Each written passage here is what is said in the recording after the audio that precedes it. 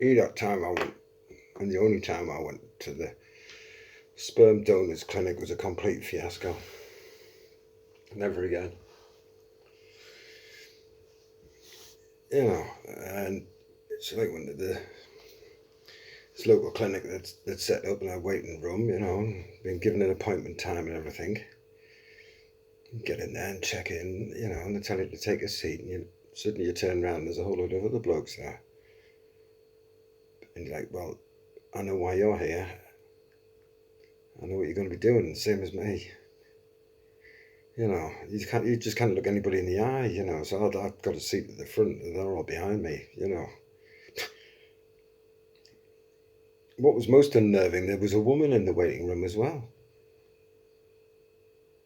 You know, I don't know what she was doing there. Sperm donor clinic is the woman. You know, are you in the wrong room? You know, sent the wrong place, darling. You know, so eventually, you know, your turn comes up, and you're taken into the room, and they explain what you've got to do, and give a sample. You know, you have to take your time, but you know, you can't be in there all day. So you know, you're given a little specimen cup, instructions what to do, and you know, if you go into a quiet room. You know, I mean, suddenly you find yourself in this room and you're having to perform, and you know, it's a little, you know, they offer you magazines and stuff if it helps. You know, I declined. You know, so I've got a good imagination. I think I can manage. But I was bollocks. You know, I'm fucking nervous as fuck trying to get one off in there. It got worse because she started knocking on the door. Are you there yet? Are you there yet? No, not, you know. Jesus. You know, you're not helping, love. Do you want to come in? No, don't. But anyway, cut a long story short, obviously I got things done quite awkwardly, as silently as possible. Because I'm sure she was outside the door waiting, because the moment I opened the door, you know, she's there. And I'm sure she was hard of hearing, which didn't help. So I'm stood out with the sample and says, what do you want me to do with this now? She says, come again. I says, Harry darling, it took 15 minutes just to get that one out. No, I'm at the sample. What do you want me to do with it? Oh, give us it here. Can I go now? Yes, off you go. Come again. Not a chance, darling. Not a chance. Not after that lot. Never going back.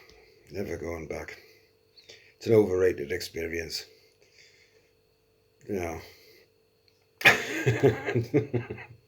They should just send you a little thing, you know, through the post in a little something you could do at home, and then you could just post it off. You know, it'd be a lot better than having to go down to the hospital for a wank in the booth. You know. I mean, that was a hell of a long time ago. I mean, maybe they do, you know, mail order sperm donation. I wouldn't know. It's not the sort of thing I inquire about now, you know, because I've had the, you know what. That's another thing, my vasectomy. Oh my God.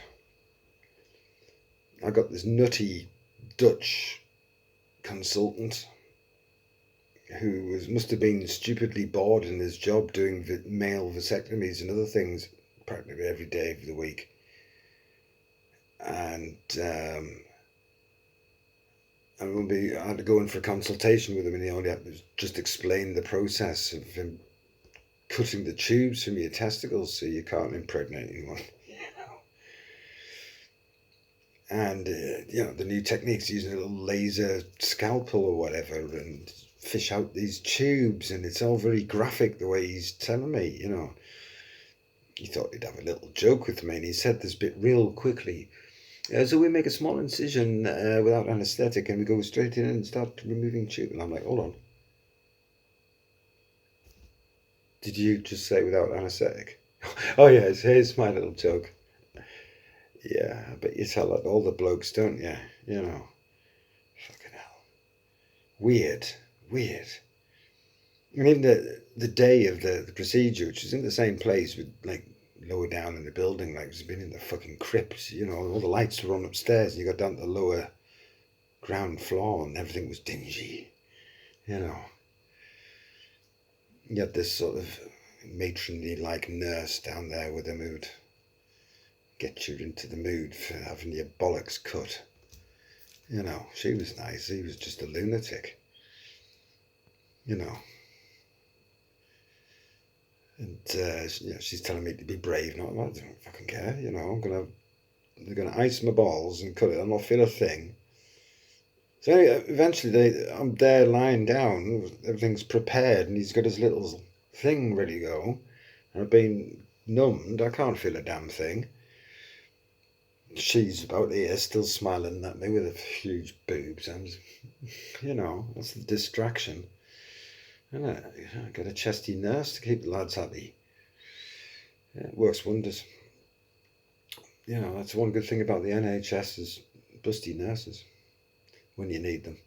Anyway, another one of the oddball things he did, which you wouldn't expect your surgeon to do. You know, he's done the cut on this little bit of tube to one of my testicles and got it out. It looks like a tiny bit of plastic. And once he got it out, he didn't think it would belong to you. It looked like a piece of pasta tubing. It had been cooked white with a hot, you know, tubular. He goes, oh, there's the first one. And he's fucking waving it at me with his little tweezer things. I don't want to see bits of my testicle waved in my face and dropped in a specimen bottle. Did the same with the second one. I was almost asked, can I take them home? For posterity, you know, put a bit of formaldehyde in, they'll last for years, you know. No, must be go off for analysis. I think he needed to go off for analysis, the crazy fucker. You know, it was over in a flash, you know, it was literally like a drive-through vasectomy. You're in, you're out. You know, you spent the rest of the day off, just the rest of, possibly the rest of the 2 or 3 days, and you're back to work, not a problem. And of course, after that, you can't get anyone pregnant, and it's happy days. You know. I think I was fucking like a bunny after that one, probably. More than likely. I mean, you've got to test it, haven't you? Because, I mean, imagine suing the NHS, you know. I got somebody pregnant and you've just sterilised me, you know. So, how do you explain that one? I'll have lots of millions, please. To pay maintenance, of course. You know. There we go. A couple of stories. An iffy story about sperm donation and a true story about vasectomy. Catch you in a bit.